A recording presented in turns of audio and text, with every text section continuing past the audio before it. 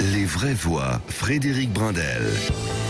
C'est le moment de monter en puissance, le grand débat du soir. Allez-vous vous faire tester pour le réveillon du Nouvel An? Alors c'est une consultation, on voit devant les centres de dépistage, que ce soit les pharmacies, les pauvres, super sollicités, les laboratoires, les centres traditionnels, il y a des queues interminables.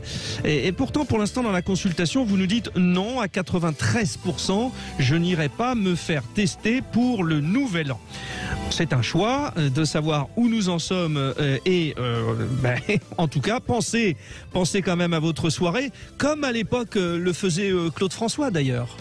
Sud Radio, les vraies voix. Il est là le problème, Claude François, bien sûr. J'ai vu que Luc-Éric Krief chantait. C'est vrai que c'est inoubliable, ça. Bon, c'est un peu la génération. Hein. C'est ma génération, Claude. Nicolas Corato, Isabelle Marchandier, nos vraies voix qui sont là autour de la table. Alors, le dépistage, évidemment, vous avez été très nombreux à vous rendre dans les centres de dépistage et notamment devant les pharmacies, le fameux test antigénique avant Noël. Est-ce qu'il va en être de même? Pour l'instant, ça n'arrête pas.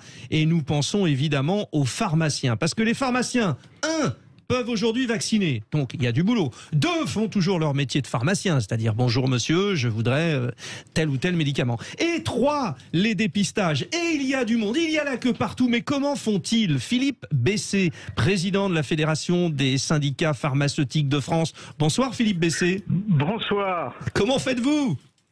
Vous savez, en plus, ce qu'on n'avait pas dit, c'est que c'est la semaine de Noël.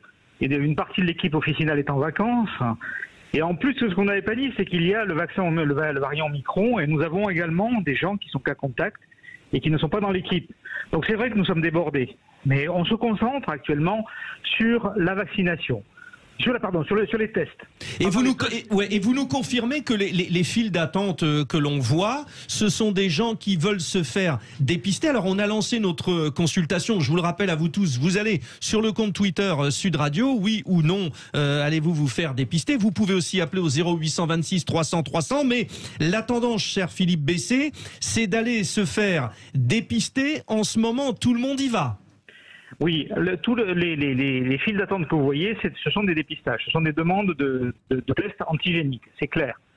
Mais c'est à Paris et dans les grandes villes que nous avons le plus de demandes.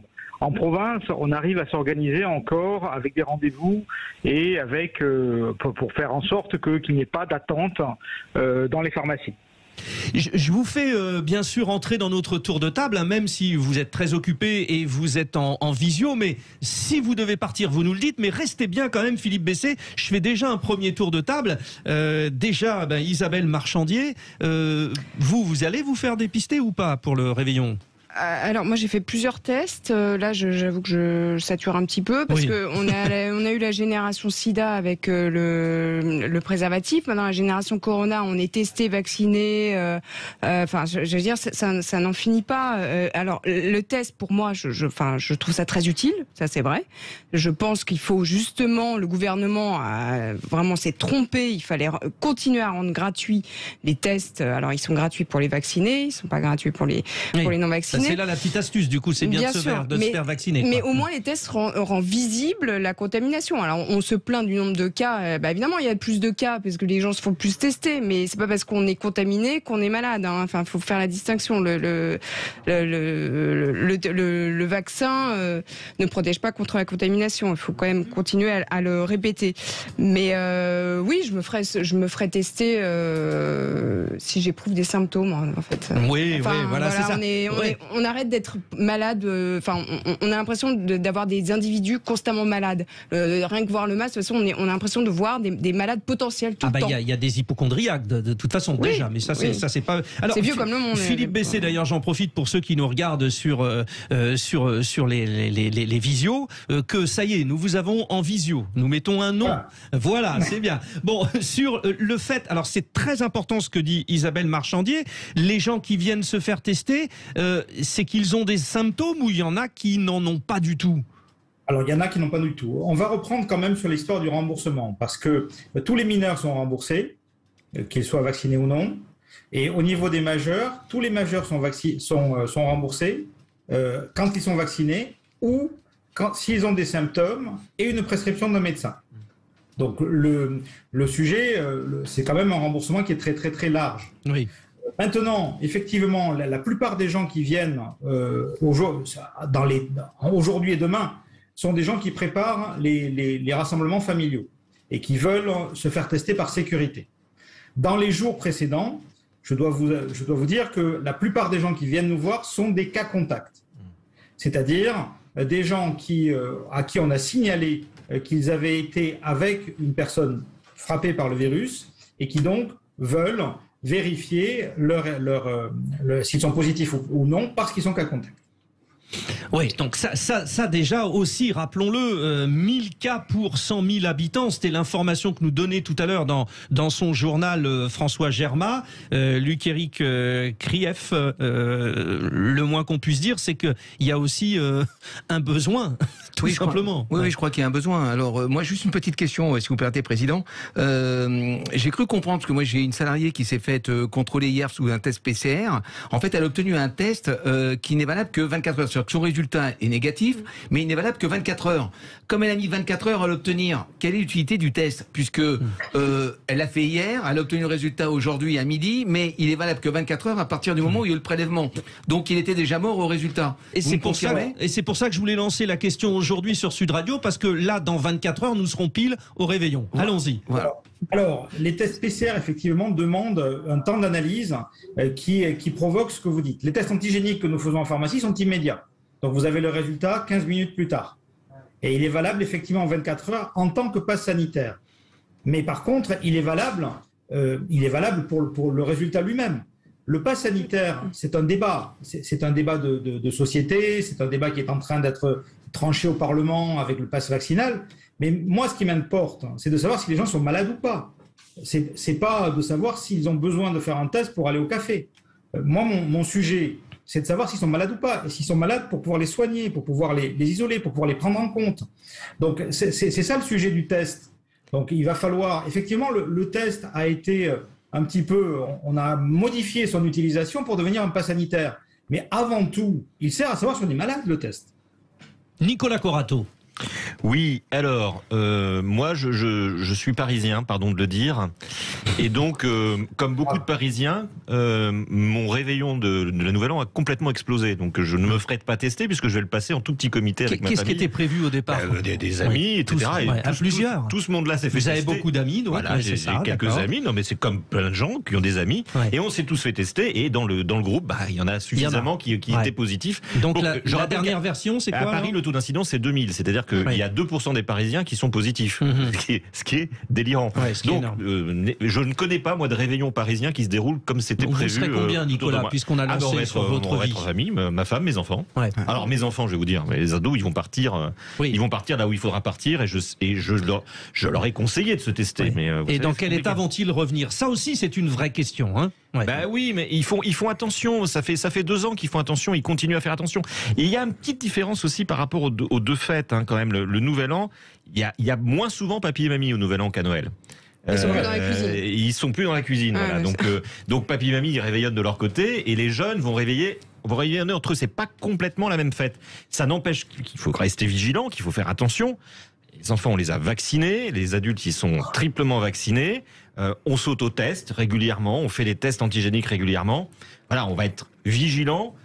Il faut aussi que les jeunes fassent la fête. Oui. Je pense qu'il y a un moment où on a aussi besoin de se retrouver. Alors c'est vraiment le moment, avec tous les messages de prudence. Mais voilà. Et moi, un petit mot quand même de chapeau, un coup de chapeau pour les pharmaciens qui font un boulot délirant. Moi, j'ai mes pharmaciens à côté qui n'arrêtent pas quasiment nuit et jour. Avec un petit truc, c'est que moi, on m'aurait dit tout ça, j'aurais fait pharmacien, parce que ça a l'air de bien marcher quand même. Vous gagnez combien sur un test? Non, mais qu'est-ce qui reste dans la poche du pharmacien sur un test antigénique? Lequel? Antigénique, puisque les autotests, c'est 6 €. Oui, pour les pharmaciens, c'est le test antigénique, hein, rappelons-le. Mais il y a les autotests aussi. Le test antigénique, l'acte est rémunéré 19 €. D'accord. Voilà. L'acte est rémunéré 19 €. Le reste, c'est... Ça coûte 25. Enfin, ça dépend.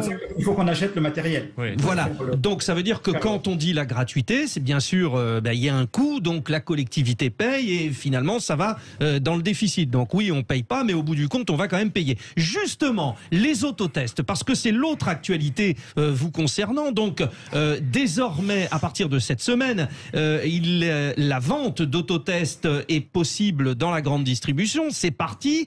Alors deux choses. Les pharmaciens se plaignent qu'il n'y a pas, on va dire, de vocation professionnelle dans la grande distribution à vendre ces autotests. Il n'y a pas de conseil personnalisé d'utilisation, par exemple. Et puis deux, au bout du compte, évidemment, voilà la réalité économique. Chez vous, ça va faire 4 à 5 euros. Chez eux, ça fera 2 euros. Réaction, Philippe Bessé. Alors, je vais pas vous cacher que le débat qui dure depuis 5 siècles entre savoir si les produits de santé sont des soins ou sont des produits, des marchandises, c'est un débat que je défends. Moi, je défends que ce sont des produits de santé. Bon, voilà. Ceci étant, on est dans une période un peu particulière avec Omicron, avec l'explosion de dépistage, de contamination qu'on vit aujourd'hui. Donc moi, ce que j'attends là aujourd'hui, c'est la nouvelle stratégie de dépistage et la nouvelle stratégie d'isolement. Parce que certes, il y a le 1er de l'an qui arrive, mais à partir de lundi, tout le monde est au boulot normalement. Sauf que tout le monde est au boulot alors qu'il y a énormément de malades et de cas contacts. Je voudrais savoir comment ça marche. Donc le gouvernement a commencé à l'envers. C'est-à-dire qu'il a commencé par prendre une mesure de mettre des autotests en grande surface, sans nous dire à quoi ils servaient, ces autotests, et quelles étaient leurs places dans la stratégie de testing. Donc nous avons interpellé le ministre, il a répondu d'ailleurs au Parlement hier, et encore aujourd'hui, nous les avons de nouveau recontactés. Ils font plancher actuellement la Haute Autorité de Santé, le Haut Conseil de la Santé publique, pour qu'avant le week-end, on ait une stratégie de dépistage qui inclut les PCR, qui inclut les tests antigéniques, qui inclut les autotests, et que chacun comprenne où est-ce qu'il doit aller quand selon son cas. Donc ça, je réponds, je ne veux pas m'excuser, éluder la question. Moi, je ne suis pas content que les autotests soient en grande distribution. Évidemment. Mais comme vous le disiez dans l'épisode précédent, on ne manque pas de travail actuellement. Oui. Donc, le sujet, moi, je compte m'occuper de la population. Bon, les vraies voix vont réagir, parce que c'est une vraie question, on va dire, de société, le fait qu'on puisse avoir un autotest en grande surface. Alors vous, le chef d'entreprise, Luc-Éric Krief ? Oui, moi je considère que c'est bien. Je pense que effectivement c'est peut-être un produit de consommation, mais c'est bien aussi que les gens puissent se faire tester par eux-mêmes. Est-ce que vous me permettez, Frédéric, une petite blagounette justement sur l'autotest? Moi, je vous permets tout. Moi, je connais un moyen radical pour soulager un petit peu les pharmaciens et faire un autotest rapide, très efficace. C'est l'autotest chinois. C'est un doigt dans le rectum, tu le mets sous le nez, si tu sens rien. T'as pas le Covid. Est-ce que j'ai eu raison? Je n'en suis pas sûr. Luc-Éric, alors vous avez une circonstance atténuante, c'est qu'effectivement dans 24 heures, nous nous préparerons au réveillon. Luc-Éric, en souvenir de tout ce que vous avez dit avant, vous êtes excusé. Mais sur le coup, c'était pas... Bon, bref, Nicolas Corato, sur un autre thème. Oui, j'ai pas les mêmes tests à la maison. Là aussi, non, ok pour la grande surface? Non, moi je suis attentif au principe. Je comprends qu'il faut être pragmatique. Je pense quand même que, comme on l'a dit depuis le début de cette émission, on a déformé beaucoup de principes et on a annulé beaucoup de principes depuis le début de cette pandémie. Et moi, je tiens effectivement à ce qu'on garde un réseau de pharmaciens qui sont des professionnels et qui vendent des produits de santé. Et j'ai pas envie demain d'aller acheter d'abord mes tests, puis ensuite mon paracétamol, puis peut-être après-demain mes antibiotiques dans un supermarché, quelle qu'en soit la marque. Mais bon, il y a des rayons parapharmacie aussi dans certaines grandes surfaces. Mais je comprends le pragmatisme, mais moi ce que je comprends aussi, c'est que en commandant des autotests de manière massive avec leur centrale d'achat, la grande distribution va faire une concurrence non pas sur le prix vis-à-vis de la clientèle aux pharmaciens, déjà si, parce qu'on a vu que c'était moitié, mais sur l'approvisionnement. C'est-à-dire que voilà, donc moi je pense qu'il faut être très prudent. Cette épidémie, c'est souvent le prétexte à oublier des principes et des valeurs. quand on peut y tenir, je pense que c'est mieux. Donc moi, je préférerais que les pharmaciens musclent leur approvisionnement, que les grossistes s'organisent un peu mieux, plutôt qu'on ait recours systématiquement à la grande distribution, dont, à mon sens, ce n'est pas le métier. Et je pense que demain, quand vous aurez un autotest qui aura été mal conservé, mal mis en rayon, mal conseillé, parce qu'il faut conseiller aussi, on se mordra les doigts. Donc je suis pour les principes. Voilà. Avant de donner la parole à Isabelle Marchandier, je vous rappelle que vous réagissez, vous donnez votre avis. Allez-vous vous faire tester pour la nuit du Nouvel An? Donc c'est sur le compte Twitter de Sud Radio. Et puis ne l'oubliez pas, à partir de 19h, c'est les auditeurs font le buzz. Vous revenez sur tous les sujets que nous évoquons. Isabelle Marchandier, c'est à vous. Je rajoute par rapport à ce que disait Nicolas Corato qu'il n'y a que 2 entreprises en France qui produisent ces autotests aussi. Oui, 2 entreprises. Ouais. Non, moi je suis assez favorable à la commercialisation des tests, des autotests dans les grandes surfaces pour combler aussi les déserts, parce qu'il n'y a pas des pharmacies non plus dans tous les villages. Moi, je prends l'exemple de mon village en Corse, par exemple, dans les montagnes, il n'y a pas de pharmacie. On est à 750 mètres d'altitude. Il faut prendre... Bon, il n'y a pas non plus de... Il n'y a pas de supermarché. Mais bon, ce que je veux dire, c'est qu'il y a quand même... Qu'est-ce qu'on fait, Isabelle il faut prendre sa voiture, contrairement à... Non, mais c'est vrai que bon, mais ça moi je suis pour la liberté du consommateur, la liberté de choisir. Donc je pense que c'est pas plus mal d'avoir plusieurs lieux pour acheter des autotests. Après moi, ce que excusez-moi, mais bon, ce boom, cette ruée vers les tests, ça souligne encore une fois l'inefficacité vaccinale. Enfin voilà, il faut se rappeler quand même des affiches qui trônaient l'été. Là, on voyait les jeunes s'embrasser, la vie normale, le vaccin vaccinez-vous. On l'espérait. Heureusement qu'on a encore d'espoir. Et là, le bilan des courses, c'est qu'on est il faut donner son bras pour une triple dose, se masquer et puis se faire tester, se faire violer le nez, comme dirait un copain. Ouais, c'est énervant, mais c'est comme ça. On n'en finit pas, quoi. Ça s'appelle un virus terrible. Ouais. Oui, mais virus qui est plus viral que létal. Enfin, à un moment donné, on en a marre.